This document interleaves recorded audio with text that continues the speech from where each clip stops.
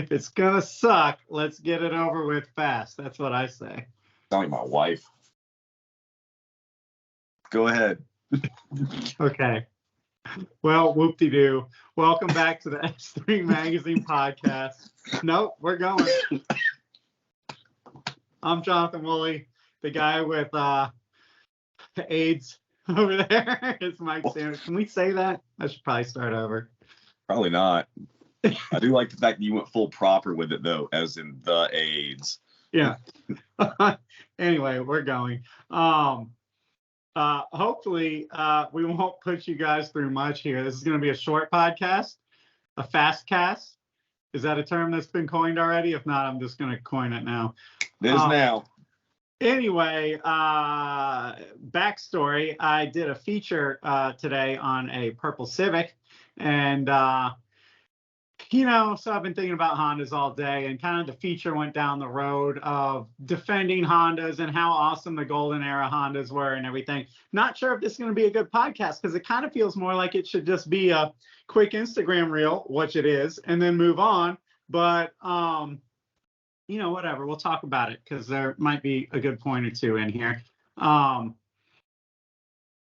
point, maybe we play devil's advocate on this, who knows? But my point, and I've said this a lot in various forms, whether it was print or video or whatever, like, I think that golden era Hondas are amazing. I think that they're a truly unique, definitely raw, very visceral, very artful, spirited driving experience. And I think you can compare it to much more expensive cars, right? I think it's awesome at any price point.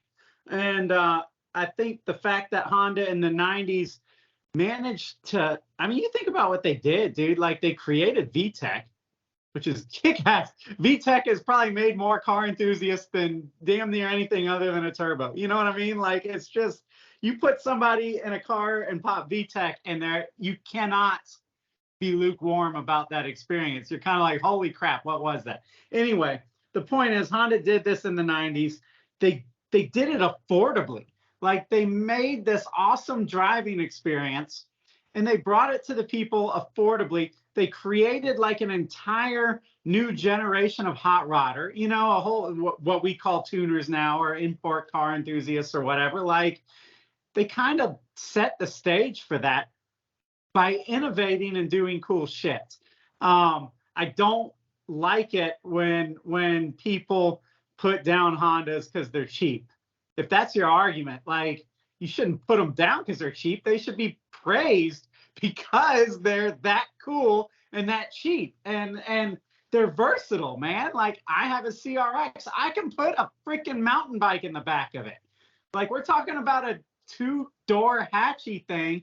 The swap options, the way that they did that to where you could swap essentially any engine in any car pretty effortlessly. The cars are virtually indestructible. The engines are, unlike a lot of higher end cars, which are very destructible. There's not a lot that you can say to put down a Honda other than, the people are annoying. Okay, fair. There's a stereotype, at least there was before, when the cars weren't quite so old, but there's a stereotype for Mopars. There's a stereotype for BMWs. There's a stereotype for Zs and Gs, and every car that's successful has a stereotype. I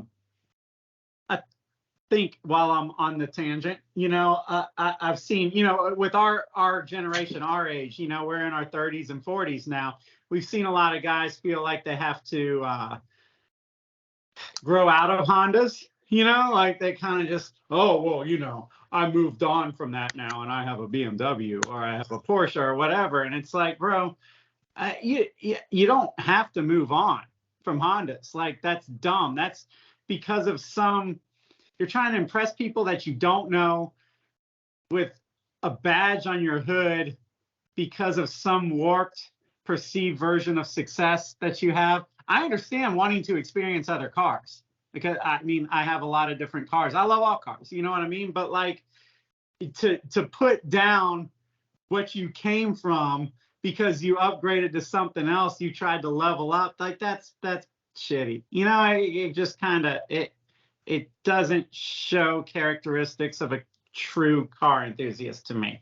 So, you know, I'll defend Hondas till the day I die. I think if they had a European badge on the hood, this would be a different story. You know what I mean? I think because Honda was able to bring this to the people and the masses, I guess it lacked pedigree for some people, although they kicked ass in Formula One in that era. I mean, have you Ayrton Senna? Like, you know what I mean? Like, I don't know even that argument. Like, the pedigree's there, everything is there. I think that these cars, the 90s era, you know, golden era cars are absolutely at the bottom of their depreciation curve if they're not already coming up. I think eventually we're going to turn around and realize, damn, where did they all go? You know, like that's kind of what this article was talking about. And you guys can please get the free S3 magazine app. Scroll down. It'll be a quick little scroll to a badass purple Civic. It'll be there. But this particular article, this car still has a B16, and he kind of rode through the whole wave of Ks. He has a K, but he never put it in. It's a lot like me, actually. And now he's like, but the B16's kind of come full circle, right? It's period correct. There's a lot of coolness with that. Anyway, I think we're going to turn around and realize that the B series engines are gone. You know what I mean? And a lot of these cars are kind of just disappearing. Anyway, what's your thoughts on it? I mean, I know I'm at least partly right. Or is it okay? Is the flip side that it's okay for a Honda to be an entry-level car that hooks you when you're young and makes you a lifelong car enthusiast, and then you move on, and that's fine? I think the answer is yes to all. So you are correct. You're also seeing it with rose-colored glasses. And it is also okay to move on to something else. Hondas, because of the price point and just because it was like, because of what we did to these cars when we were younger, they kind of became known as the teenage hoodlum cars. You know, these rowdy, lowered cars with crazy paint schemes and big fat wheels and skinny tires and really, really loud, raspy exhausts. It kind of became like, oh, that's just the young hood rat shit that was going on. So yeah, when you grow up and you get a professional career, you do kind of like feel the need to get out of that. Now I want to play devil's advocate because unlike you, I kind of have seen the Honda stuff from both sides of it. Remember, I never, Hondas were not my stepping stone into the automotive aftermarket culture. I went straight to DSMs because it was honestly even cheaper than Hondas, and it just kind of fell into my lap. So I jumped into the turbo stuff fast. And the DSM guys were a bunch of guys who, I mean, they kind of were assholes. They hated on everybody, especially Hondas, because they saw them as just the loud, obnoxious rice boys who made a whole lot of noise to go out and run 15-second quarter miles. And they were kind of the butt of a lot of jokes for muscle car guys and DSM guys and stuff like that. So, yeah, man, I mean, I kind of see it all different ways. I'll tell you this, though. After being in this industry for as long as I have and seeing as many cars as I have and all the builds and just everything that I've experienced, I respect Hondas a hell of a lot more now than I ever did when I was young and dumb. Okay. Now that I can truly see what Hondas and the Honda culture did for the automotive aftermarket industry and how many enthusiasts those cars being affordable and awesome made, and the racing pedigree and the fact that Honda is still doing it to this day when so many other people are backing off. See, I think what you're seeing now is the people who are truly gearheads and truly Honda enthusiasts are kind of having their second, almost third potential wave at this whole thing. You know, like the cars that Honda made in the late 80s were pretty rad. All throughout the 90s were awesome. The early 2000s were pretty kick-ass. Then kind of everything got set off again when they made the S2000. You know, and all of a sudden that was a different type of Honda. That was something that we had never really seen before from Honda. And it kind of had its own cult following. And then they went cold for a little while, didn't really give us a ton. And then the Type R happened. And now you've got the Acura, the Integra Type S, which is its own thing. And then they're teasing this Prelude. I love the fact that Honda unlike most other automotive manufacturers, is staying so true to its roots and continuously giving us what we're asking for, even though we're not really asking for it. Like seriously, think about how perfect the Type R is for the type of people like the ones that you're talking about. They're basically looking at everybody who was a Honda enthusiast and decided to quote unquote outgrow it and go and get a BMW or a Lexus or some, shitty soul sucking car like that. And they basically said, here is this Type R. This thing is rad. It's got all the infotainment. It's got a super comfortable interior. It's a 4-door, so you can fit your family in there. It's turbocharged now. By the way, it's the best handling, best accelerating, best track car Honda that we have ever freaking produced. And by the way, we're also making a Type S version of it, which is even more bougie. Go out and have fun. So anybody who's like you, who has quote unquote grown up and decide that the old school Honda stuff is not for them anymore, and I get that completely, man. I totally do get that. Not everybody wants to ride around in. I mean, let's face it, dude, those cars were rad, but they were lightweight for a reason. They do not have creature comforts, all right? And when you get older, that does become an issue. So the new stuff being made right now is perfect for the grown-up Honda guy. And again, I just got to give Honda so much freaking credit for actually continuously giving us that.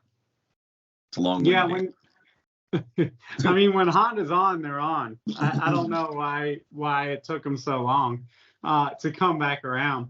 And I'm like you, man. Like when I was a kid, I always kind of like identified as a Honda guy, but I had an Eclipse Turbo because I could finance an Eclipse Turbo a lot easier than I could find the money to turbocharge a Honda, right? So like Yes. that $300 a month car payment I had was a lot easier. But there was just always something about a Honda, and I love those second-gen Eclipses that we had, but there was something about a Honda that just popped. Eclipses looked great, but a Honda was like this little stout thing all the time. The hoods would open all the way up. The engines just looked perfect and godly inside of that engine bay. What's up? So that's a good comparison, by the way, because it happened a lot faster with the DSMs. I'm not sure if it's because they didn't make as many, or it's because it's probably because the DSMs broke earlier, would be my guess. But the DSM guys went into like full-on scavenger mode. You found out that the 6-bolt stuff was better than the 7-bolt stuff when it came to, and you had guys just like cannibalizing cars constantly. And because of that, there's like no more DSMs on the road anymore. They're just gone. Like they're extinct. They don't freaking exist anymore. If you see it out in the wild, take a picture because it might be the last one you ever see, And I feel like the Hondas, the old school Hondas of the 90s and the early 2000s are kind of going through that right now because the swap culture got so massive and so many cars got cannibalized and just destroyed in the process. I feel like the inventory, like what's left, is just very, very small. And maybe that's another reason we don't see these things on the road anymore, because people kind of understand that. And so they just keep them hidden away in the garage, which I hate, by the way. I think that totally sucks. Well, and I'm bad about that, too, having awesome cars just sitting in the garage. Yeah, I mean, okay, so the Honda scene was obviously big in the 90s, early 2000s, and then they started getting their ass kicked by the WRXs, STIs, obviously the Eclipses, the Evos came in. They were outclassed in a lot of ways, but the Honda Nation never gave up. And see, that's the awesome thing, because it sparked a lot of innovation. So by like 8, 9, 10, 11, 12, like the Honda scene was back. This time it had a lot of JDM influence that it didn't have the first time. You know what I mean? It was like people were bringing in JDM parts and stuff like that. And the cars started getting really top tier. You had events like Import Alliance, the iBot meet out on the West Coast. There were significant events that were really pushing people. And the cars started going really top tier. Everybody wanted to get in Honda tuning or whatever. And I think that kind of fucked it up, honestly, because they built the cars too nice. And then it did exactly what you're talking about. They put them in the garage and they were scared to take them out. And that is the absolute opposite of what a Honda is supposed to be. A Honda is supposed to be the one that you do take out and enjoy every day. And they built a Honda to like Ferrari specs. You know what I mean? Like they overbuilt it to the point where they had like this exotic Honda. No, yeah, no, what, yeah, and it went wrong, and it kind of killed the scene. A lot of the guys that were borderline aging out did. You know, it was easy to be like, you know, well, I'll just whatever, get a truck for my next car and move on. And a lot of them still have the cars to this day, but they're hidden. And when they stopped coming out and they stopped getting seen on the street, that whole part of this scene died. Those angry little Hondas that were swapped and mega brappy and just, it's hard to explain, blinging from the engine bay to the paint to the interior. Everything was just glistening, man. There's something about a Honda that just works. It's just looks so good when they're built up. And those things started disappearing, and it kind of died with our demographic. And the younger guys, they got into more modern Hondas, more modern other cars. They got into bags, they got into stance, they automatics were okay, and the whole thing kind of turned. Like, I consider those Honda guys to be like genuine hot rodders. Stance guys, I mean, sorry if I'm offending anybody, I don't consider that to be hot rod shit. You're not swapping motors, you know what I mean? You're not going, it's just, it's different. But back to the point, I mean, today, 2023, you still have a lot of innovation happening for golden era Hondas. I mean, look, you got Hybrid Racing, Acuity, all these guys are like still producing and innovating and improving. And that was the thing about the Honda culture. The DSM guys, we folded.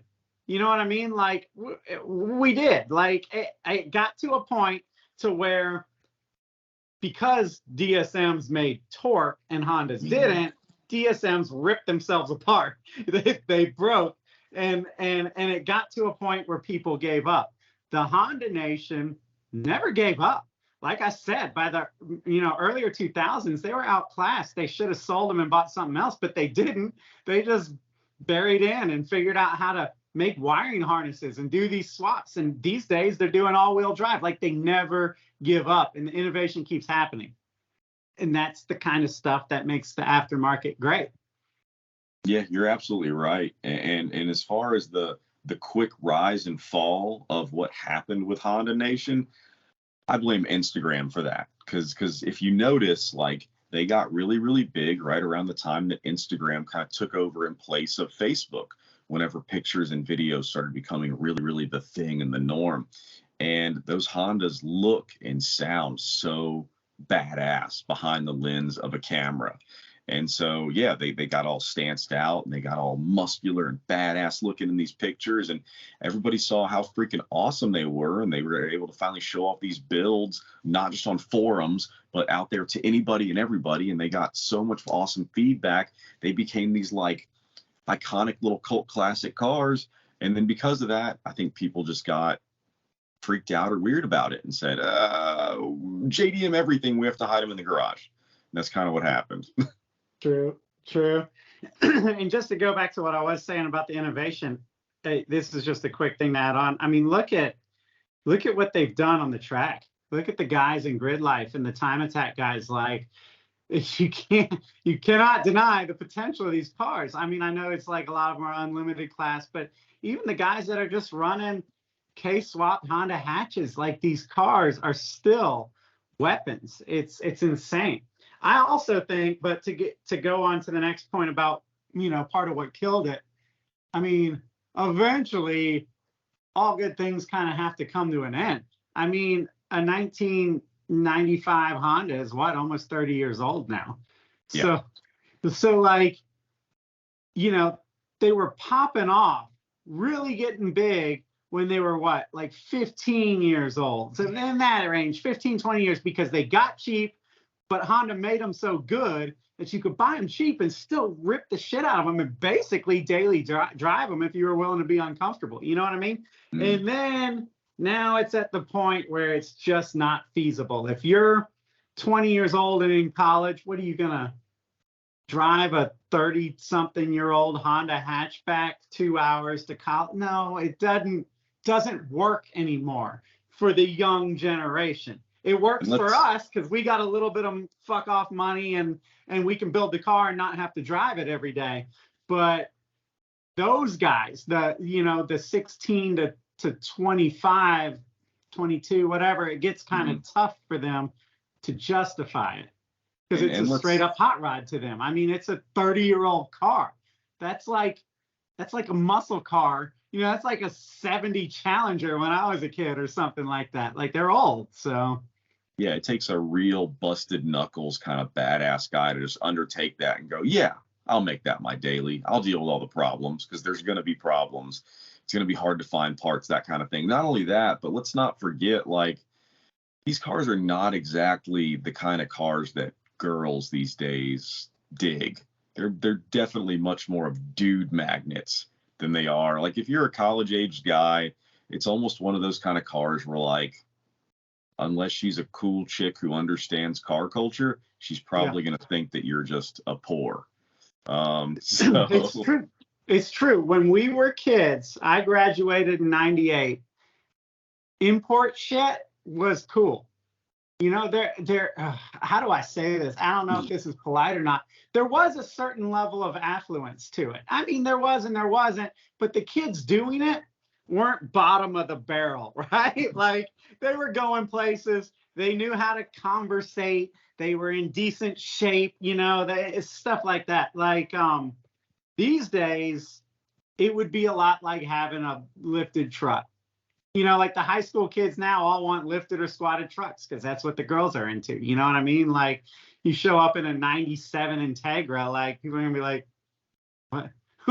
What is that? Did your grandma die and leave you that car or something? Like, they just don't get it. And that goes into a whole nother thing. The problem is they don't get it because they don't fucking get it. If they had exposure to this stuff, if you could take the kid in the squatted truck, this stupid ass truck, and stick him in some little swapped Honda with VTEC, he would absolutely shit his pants. He would love it. You know what I mean? Like, he'd be all about it, but he just hasn't had that exposure yet. His friends have trucks. Their dads have trucks. They handed down their old trucks and they put a rough country lift on them on the front. and that's what it is. But yeah, I don't know, man. I guess that about covers it. I mean, the whole point is to keep it short and sweet. I do get what you're saying, though. See, my life is all screwed up. Like, S3 magazine puts me in a different bracket than the average person. I never quit living this lifestyle, and it's content for me. I mean, I drive an old CRX on the street a lot, and it's just part of, like, my deal, right? Like, it's just part of what I do. But you said something at the beginning about, okay, so you get a job, right? You're going into an office or whatever. Like, you can't, pull into the parking deck in some blue metal flake CRX with no interior. I get it. I get that my life is not like most people's life. So therefore, it's hard for me to judge and say, when I talk about outgrowing Hondas or whatever, I get where people feel that pressure that, man, I need to step it up a little bit. You know what I mean? I can't show up to a client meeting in that. I just can't do it. And that's fair. But don't act like you outgrew it to us. You know what I mean? Like, I get it. Go get yourself your whatever the hell you want to get, your Audi or hell, a new Type R, if that's not too boy racer for you. But remember where you came from, because like I said in the freaking little Instagram reels that I did, like, remember where you came from, because Hondas are fucking rad. These golden era Hondas, they're rad. There's nothing like them, and there's never going to be again. That kind of simplicity, and that kind of, and the funny thing is, it was actually economical too. It was efficient. You got great gas mileage. We just got straight to the point with it and said, you want great gas mileage? Keep it under 5,500 RPM. You have fun? Go over that. And it was very simple. And now we've got cars that shut themselves off at red lights and auto on off and all this bullshit and hybrids and heavy cars, all in the name of half of the efficiency that an old Honda gives you. Exactly. We're still chasing the gas mileage that those things used to get in the 80s and 90s. The best advice I can give to anybody out there who is, you know, what we'll call Honda curious is it's an experience. The reason people love Hondas is the same reason that people love Miatas. And it's something that you cannot understand without just getting in the cockpit and experiencing it, to be honest. And the best way to experience it is not just on your own on a back road, letting a buddy borrow it, even though that'll probably go a pretty long way to explain what we are talking about. But go to a meet, go to a meet with a bunch of other Honda dudes, see the brotherhood, the camaraderie, experience the VTEC, go out there and see what 9,000 RPMs feels like in a lightweight car. I know that that's like a total anomaly nowadays since everything weighs freaking 6,000 pounds. But it's just different, and it's different in a good old school way. So if you are a car enthusiast and you have not experienced our brand, not even just Hondas, but just 90s Japanese cars, please go do it, because it is so different than the stuff that's being made today. Yeah, I figure we're preaching to the choir here and everybody knows what we're talking about, but maybe some people don't. And if you haven't had exposure, shoot, just get on YouTube and start Googling, like, you know, K-swapped Honda Road Atlanta, and then Google like Corvette Road Atlanta or LS swapped, you know, whatever Road Atlanta. And you'll see what we're talking about, because the LS swap cars, they shift like 4 times. Whoa, whoa. You know, and then meanwhile, the Honda, like the GoPro's falling off the roll cage, the thing's screaming, like everything's just disintegrating like the Challenger space shuttle. You know what I mean? Like it is the most rowdy, awesome thing. So yeah, I don't know. And also just one last thing, if you don't, again, we feel like we're preaching to the choir, but if you don't have the experience, VTEC in a car with the stock airbox and the stock exhaust and stock interior is very, very different.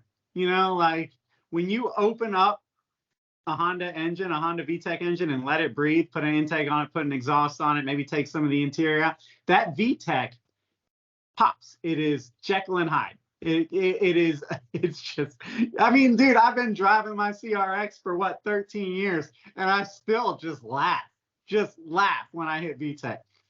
Especially because it's not the fastest car in the world compared to a lot of modern cars. You know, it's like you said, it's like Miata. It's not like, you know, you're pulling 700 horsepower in my CRX at least, but that's what makes it so great, because you pull through first, you pull through second, you pull through third, and you're going 65 miles an hour, you know, but you are absolutely the fastest motherfucker on the planet in that 12 seconds.